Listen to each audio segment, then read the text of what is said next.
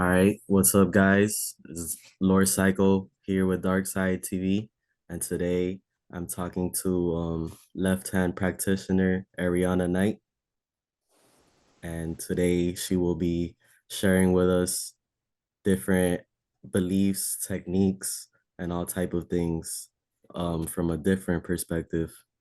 So, talk to us today about what is the left-hand path to you. The left hand path for me is sort of like a breaking free of how I was raised and just a lot of things that as I got older I realized wasn't exactly true. Okay. So for me it's kind of about freedom and finding my own way and my own path. Um, I know for every magician out there it's gonna be different, but that's what it is for me, just walking my own path, my own way, And finding myself. for sure, for sure. And what is the right hand path to you? Um, Now I don't have a problem with the right hand path. So for me, it's more of following things that have already been put in place, like certain rules and traditions that have been around for a long time that people have just always followed. And there's nothing wrong with that, but I just like to challenge myself and break away from Okay. that. But like I don't have a problem with working with angels. I've done it before. I don't have a problem with, any other gods or goddesses. It's just I'm more comfortable on the left hand path. I think the right hand path is more about, I don't know, maybe staying with a group and just, I don't know. If for me, it feels too much like follow the leader, but I know for a lot of people, it's not like that. I think just a lot of my upbringing kind of makes it feel that way for me. Okay, okay. You want to talk to us a little bit about your upbringing? I was raised very strict Christian in South Georgia. Okay. Very strict. um, my granddad was a Baptist preacher. My grandma was very strict Church of God. Like I grew up very strict. Um, and it was really hard to just kind of break away from that and find my own thing. You can't just, I don't know, follow the leader your whole life. Like you just got to question things. And there's nothing wrong with it. I'm actually still a member of a church here where I live. Okay. I love all the people there, like I love them to death, but it's just not my path. Okay. You want to talk to us about how you started questioning the belief system and how you broke away from it? Um, I started just kind of digging into stuff. Like I would start reading books at the library that were a little more, leaning more towards magic and the left hand path. And I moved to Virginia for a while, me and my oldest daughter, and she was a wild child, and so she got sent to juvie, and I was up there with no family or anyone, so I really just wanted my daughter to come home. So that was the first time I really did like something powerful to just get her to be able to come home. And so she was only there for 2 weeks and she got to come home. So I Nice. think that was my first really big experience where I realized, hey, I really can affect things and make a difference. Okay, okay. And so you had been reading the whole time and then you did a spell or did you do any rituals before that or anything like that? Yeah, well, I had been reading up a lot, and I had done like little things like little rituals for like around Yule time and things like that. But I'd never done something that I really would see a huge difference in until I did Okay. that. That's cool. That's cool. Um, can you talk to the audience about what's the difference between a ritual and a spell? Well, for me, and for other people, it might be different, but for me, a spell you can just kind of do on the fly. Like you can just do a spell. If I need to do a spell right now, I could. And that's just more the magician's mind and what you want to do. You can do a spell real quick with a candle. For me, a ritual is a lot more involved. You're going to cast your circle, you're going to have, all your tools and you're gonna, call your quarters, and it's gonna be a big deal for me. And a spell for me is just something I can do on the fly whenever. So Okay, okay. And who are some authors and currents of belief that you draw from within the left hand path? um I like Asenath Mason. I like her work. And um I don't read a lot of grimoires because every time I do, Okay, something distracts me. I do like Asenath Mason. I like N.D. Blackwood. His vampiric books are really good. And yeah, I've had a lot of, I experienced his books before they were even published. So nice. yeah, so I like both books turned out that way. So I really like him. So, and there's a couple of others that I kind of read. He's not even a left-hand person, but I love Graham Okay, Hancock's work. Um, he's just a journalist, but every time I read his stuff, like I have like these magical experiences. So I okay. That really like Graham Hancock. you mentioned um with the previous author, it was a vampiric text. Do you know a lot about vampire magic? And could you share with us a little bit what it's about if you do? It depends on what kind of it you want to get into. Okay, Um, so for me in the book, I just started seeing things that were written in the book before it was written, but I was experiencing it like it was happening. okay, Um, I actually have a set of what I call vampiric beads. They're okay. garnets. There's 108 of them, and if I want to vampirize someone, it's almost like a mantra. But I'll just take each bead and I'll say I put the life force of whoever's name into this bead, and I'll go around the whole bead. Then I'll put the beads on and wear them with the, mantra beads have like the two stems, like the two, what I'm talking about, the two things that hang down when the beads are Yeah, okay. together. So you put that where it's touching your spine. And so then you're like pulling the life force of your target through the beads and into you. That's one thing that I do Okay, if I'm that's doing cool. something vampiric. That's And cool. you can do it as much as you need to, like, so yeah, it's cool. And the beads automatically have are kind of filters, so they're filtering out the negative part that you don't want. Okay, and what is some of the philosophy behind that? Um, the the reason why you would do that. Well, you would want to filter it because you don't want, like, if they have any type of sickness or anything like that, you wouldn't want that. So you would want it to be filtered. Okay, okay. Um, so you are into working with demonic spirits, right? Right. Who are some you are most familiar with? Azazel was my first, and we have developed a very, very close relationship. He's actually saved me from tornadoes twice, and a couple of other things. Like, if I ever get myself in a situation, like, he's there Okay, instantly. Like he is. Everyone has like their patron spirit, and he is like mine. Like he's right there. okay. He was my first, but I've worked with Belial, Abaddon, Amaymon, pretty much all of them. What's some info behind Belial? Belial is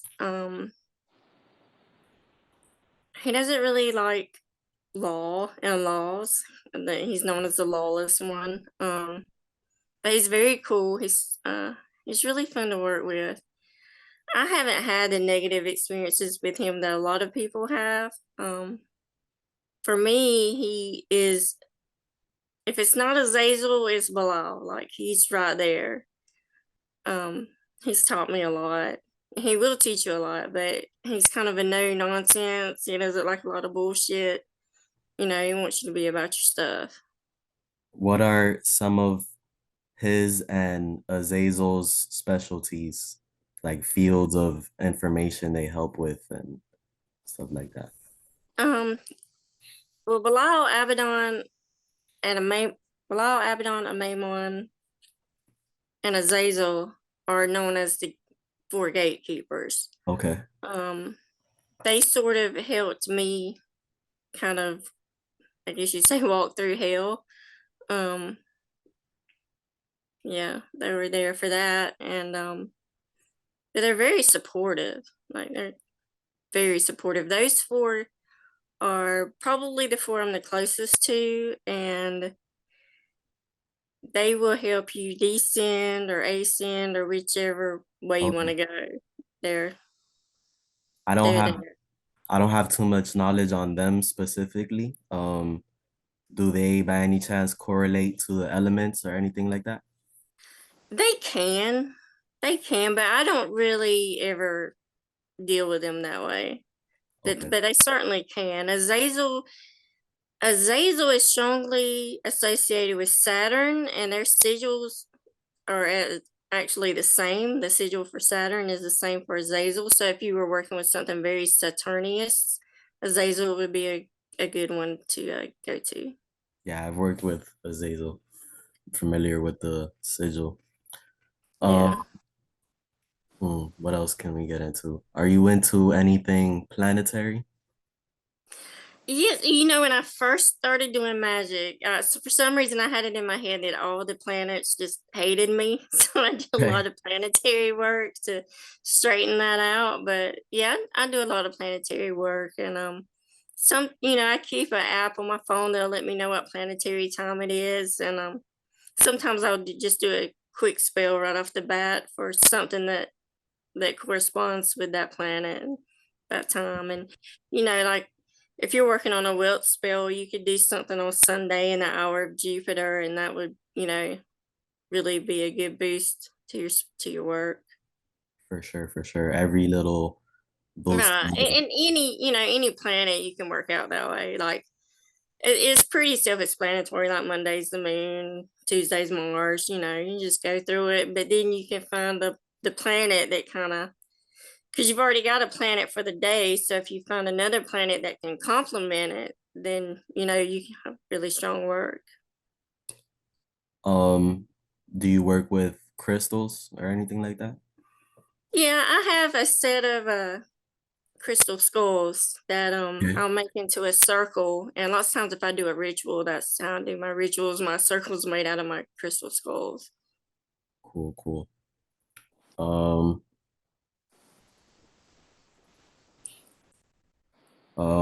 share with the audience tips on entering the left-hand path.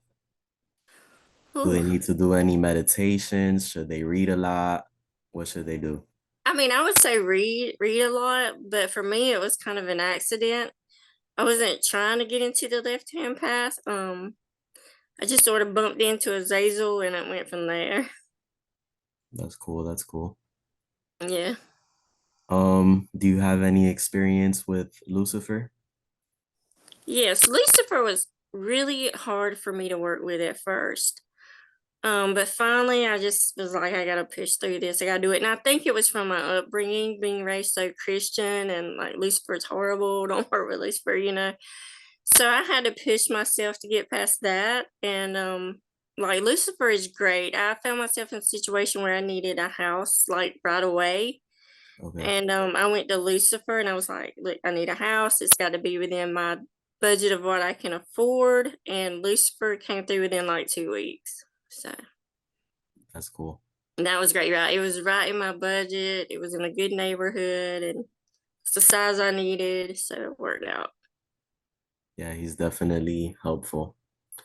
Yeah. Um, They say he's really good for beginners, which I wish I had known because I started out with Azazel, who's very strict. And yeah, I found that kind of common that a lot of people they put off Lucifer to work with, but he was actually my first spirit. to work with. Yeah, he was a, and I think he is a really good one for people to first start out with. For So sure. You I can just always do everything the hard way. you can definitely experience some chaos with all of them, but I feel like Lucifer is a little more peaceful than a lot of the other. Yeah, yeah, I think that too. He's Um, what are some maybe times where spirits brought you peace and also chaos for your own good? um, whew. I had to get used to Azazel's energy. It was very different from mine, so at first it kind of made me feel bad. Okay. But Azazel was kind of like a big teacher, like a strict teacher. Lucifer was very calming. I think Lucifuge brought the most chaos.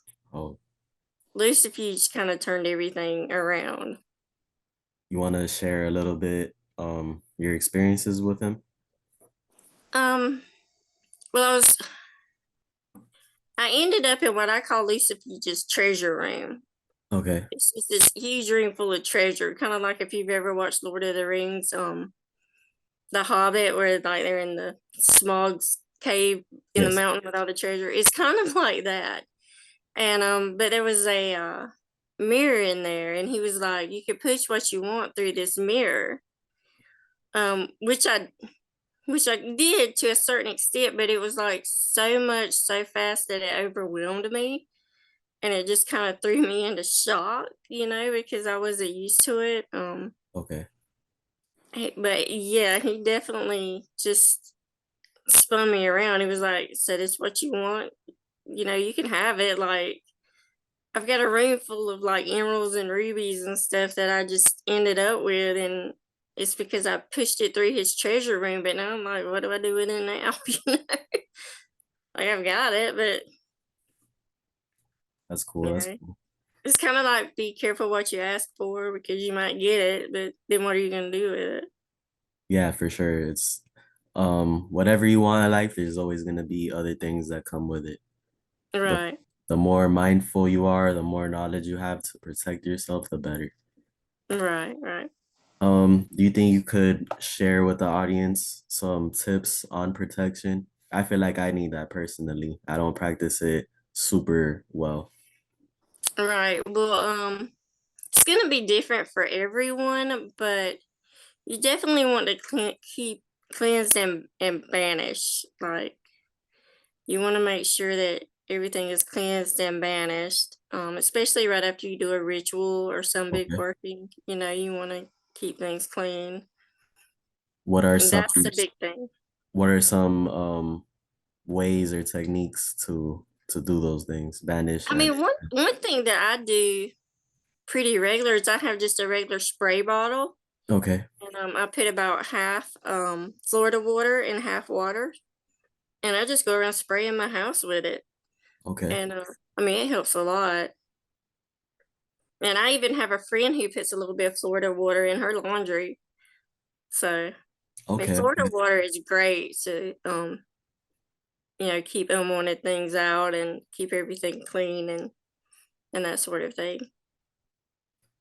Do you use, well, I'm sure you do, but talk to the audience about maybe certain incenses you might use and the purpose. With sage, sage is gonna remove unwanted spirits and things like that. I use sandalwood. I've learned that Azazel really likes sandalwood. Okay, So I like to burn sandalwood if I'm trying to, talk to Azazel. But I've just learned that different spirits like different things. I know Hecate likes she likes frankincense and myrrh. okay, So it just depends on if you're trying to reach a spirit or you're trying to cleanse. You know what I mean? for sure, for sure. By any chance, are you into the clip off and the tree of life or anything like that? Well, the clip off was actually when I found Azazel's treasure room, but I wasn't there intentionally. I kind of just got taken for a ride, but it's fine. I mean, it's fine. lots of things that happen to me aren't really intentional. I just somehow end up going for the ride. So Okay, okay. that's fine. Is there anything from the right hand path that you draw from? Yeah, like I like the light. Like I'm not completely all about the dark. Like I do like the light. Growing up, I was actually afraid of the dark. So Okay, and I would sleep with the light on. Um, so that, I do like the light. I don't like to just be complete darkness. I like the warm, I guess like the warm feeling of it. Like okay. yeah, I don't know if you like it just feels warm to me, the right hand path does. Like For sure. you're It's here comfort. now. It's Right, you're here now. This is safe. I I think feel that's like the right hand path there's a safety net and the left hand path there's no safety net. right, right. Like the left hand path, you're at a circus with a net that's gonna catch you. Hmm. The left hand path, you're just, good luck. Yeah, exactly. Um, what are some things that you draw from the right hand path? Maybe just uh positive sayings that you might repeat to yourself or any chakras or anything like that. Not really. Not really. Okay, Uh, okay. That's fine. Um, you meditate? yes, I do. What are some tips on meditation? Um, you just have to work at it. Like the first couple of times you do it, you're not gonna focus. Your mind's gonna go everywhere. Just the longer you work at it, the better you're gonna get. There's no other way around that. You just have to work at it. But there are benefits from it. Like there really are. It's helped me a lot with depression and stuff like that. For sure, for sure. How important is mental health when you're doing these practices? Oh, like you've got to be, because some of this stuff's gonna make you feel like you're going crazy anyway. For sure.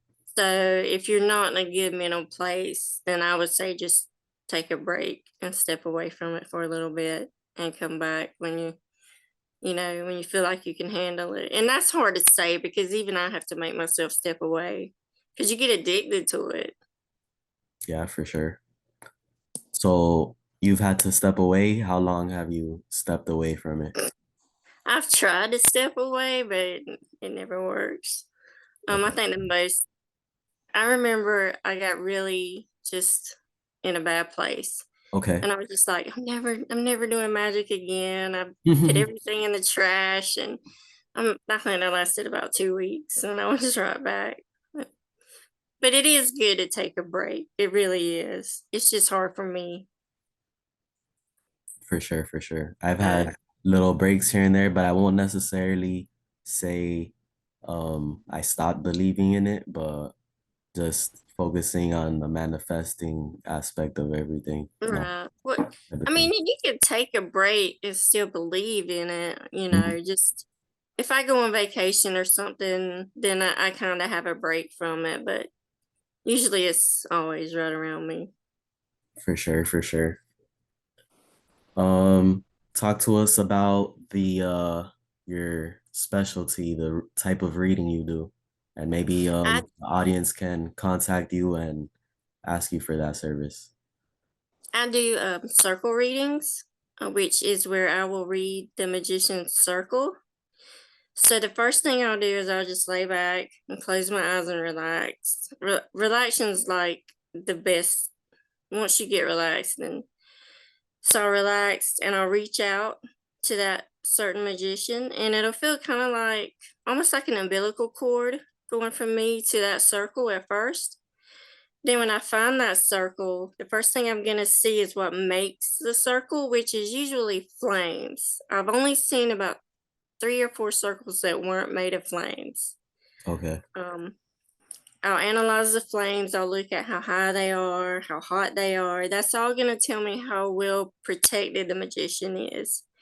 If the flames are low, that's kind of a bad sign. Unless you're in the middle of like an evocation or invocation where you're trying to invite something in, Otherwise, you want your flames as high as possible. Okay. So I'll look at that. I'll reach my hand out, touch the flames. Are they hot, cold? That sort of thing. I'll take into account what color they are. Color could be something specific for that magician. Then I'll walk through the flames. And going through the flames shouldn't be easy for me. Like if it's really easy for me, then that's a sign that there's something weak somewhere. It should be a challenge. I always get through, but I say it should be a challenge for me. Like I should really have to think about how I'm gonna get through, or I should have to really push through. But once I get through, then I'll see some things will be symbolic and some things will be literal. Like if I say, oh, I see a cauldron bubbling, that's probably a project you're working on. You may have a cauldron somewhere with something bubbling in it, but more than likely it's symbolic of your project. So I could say, hey, it looks like it's going well, it's bubbling, it's about to be done. Or I could say, it still needs some work. You know what I mean? Hmm. I generally will see an animal, a wolf, a falcon, whatever, and that could be indication of ancestors, spirit guides, a certain deity that wants to work with you, or something from the past like that, someone you've worked with in the past. Um, then I'll see other things. I'll see things you're working on. One magician, I told her, I said, I see a single candle on your altar, and she literally had a single candle lit on her altar. Um, a friend of mine had a spread of tarot cards that I saw the actual spread that he had and how they were laid out.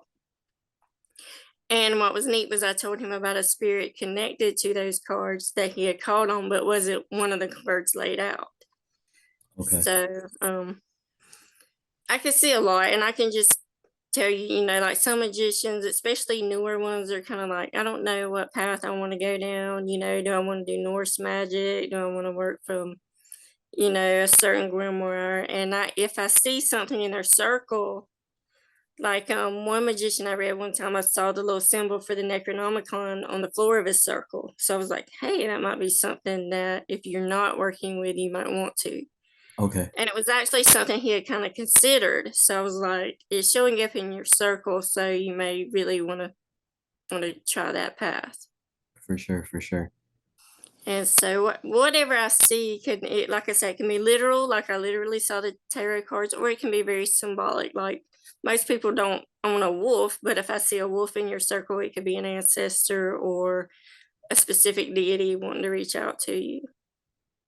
For sure. For sure. So I can break that down for the magician and say, like, your flames look great, whatever you're doing, keep doing. Or I could say, hey, you might want to beef up your defenses, work on your shielding, because this was a cakewalk for me to get through, and I'm seeing some gaps or holes. Like you don't want gaps or holes in your flames, things like that. So you want it to be like a solid wall of fire.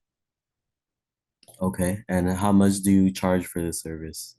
Right now I'm charging 150 Okay. US dollars. And they can reach me through my email, Arianna Knight111 at gmail.com.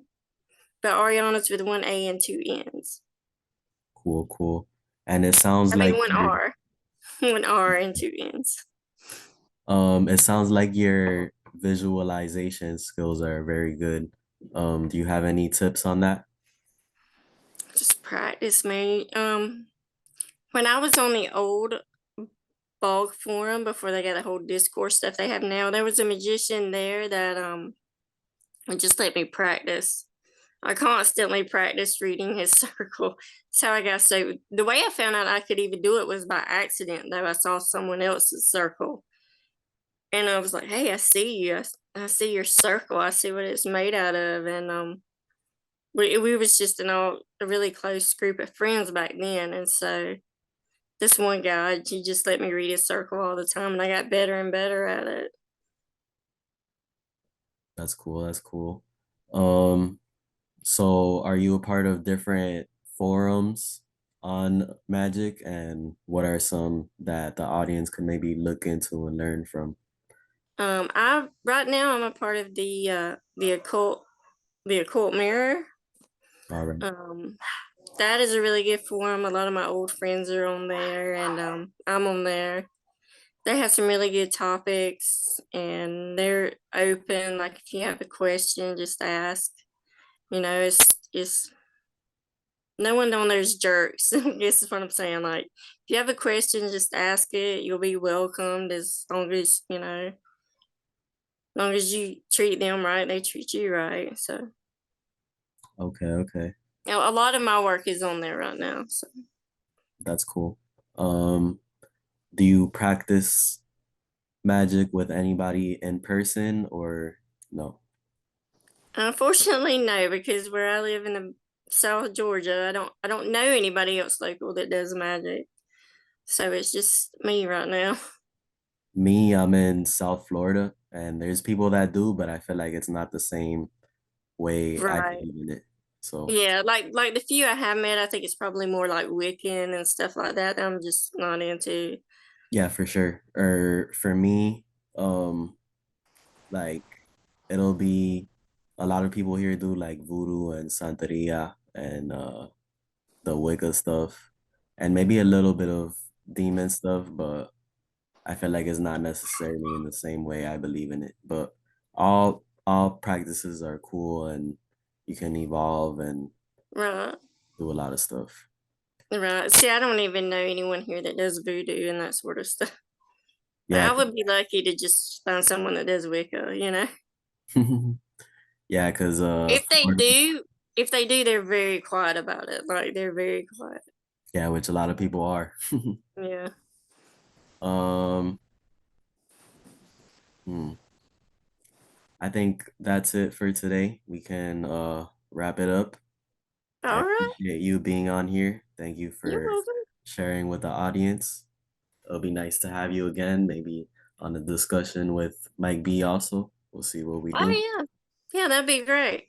And everybody go follow her. I'll leave links to whatever platform she wants me to have you guys contact her, her email if you want Yeah, a you can leave reading. my email. That'd be great. Or they can reach me through the occult mirror. For sure, for sure. But all right, thank you Thank you. for having you. Bye. Bye.